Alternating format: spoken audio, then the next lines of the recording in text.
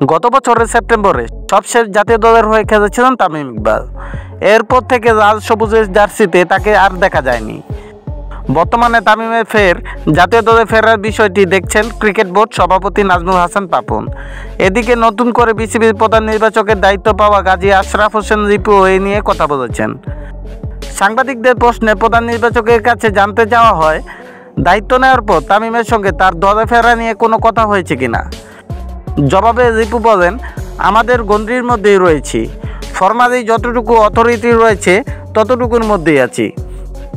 যে কোনো খেলোয়াড়ের সঙ্গেই আমাদের হাই হ্যালো ধরনের কথা হয়। তামিমকে কে না দলে চায়, সবাই চায়।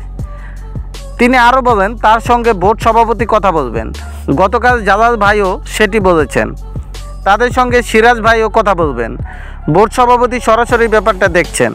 একজন ক্রিকেট খেলোয়াড়ের সঙ্গে আমরা কথা বলতেই পারি, কিন্তু দায়িত্ব নিয়ে কোনো কিছু করার ওই জায়গায় আমরা নাই, এটা বুঝতে হবে।